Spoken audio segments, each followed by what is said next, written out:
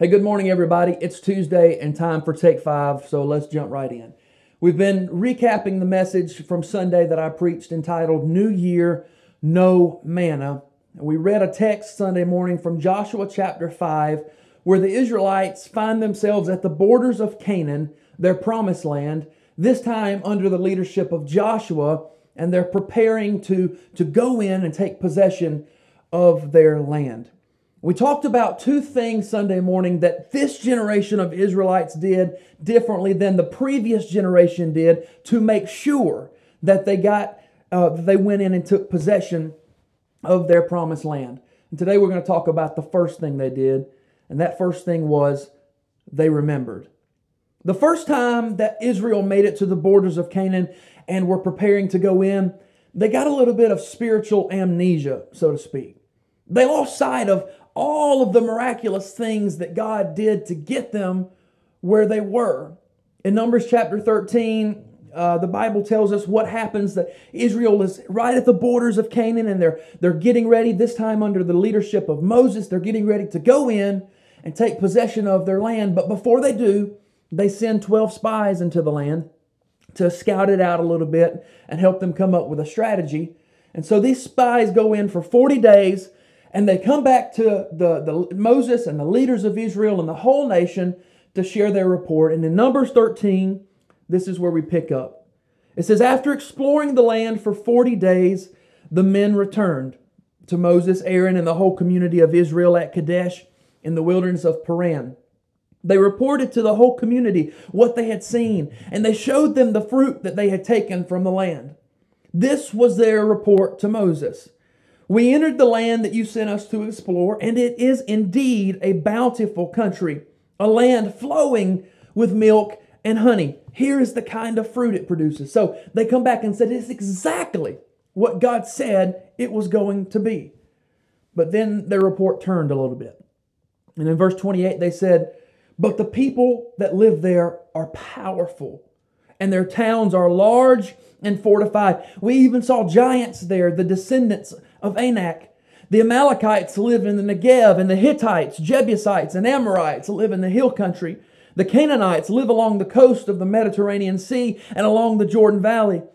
But Caleb tried to quiet the people as they stood before Moses, and he said, let's go up at once and take the land, for we can certainly conquer it.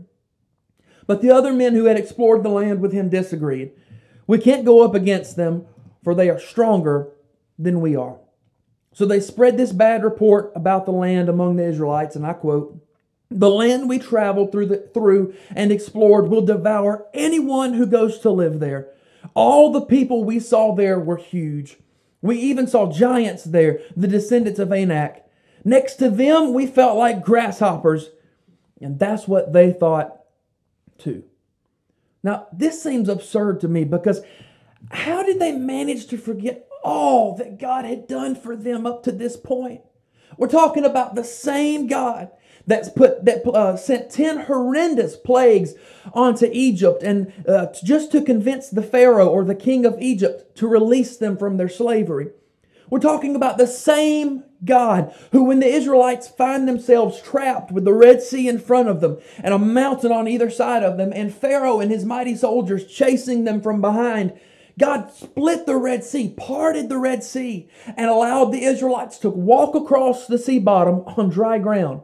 And if that wasn't enough, once they got across, God closed the ocean back on Pharaoh and his mighty soldiers that were chasing them across, and killed every single one of them. How do you forget something like that? Somehow they allowed one bad report of the promised land to cloud their entire judgment. They forgot all of the great and mighty things that God had done for them, and they froze in fear as they looked at their circumstance through the lens of who they were and not who their God was. They chose to go back. They chose to be complacent and go back into the desert, back towards the very thing that God had done so much to save them from, Egypt, slavery. They chose to stop making progress and chose to be idle. They chose to be complacent instead of combative, and it cost them everything. Unfortunately, God's response to that generation of Israelites was to force them back into the desert to live as nomads until every person over the age of 20 died. Essentially, the whole generation of Israelites that chose to be complacent instead of pursuing God's purpose for their lives died, and they never got to fulfill their ultimate potential. I mean, what a travesty it is to live without purpose, to die wondering what could have been. And man, what could have been for that generation of Israelites if they only would have remembered.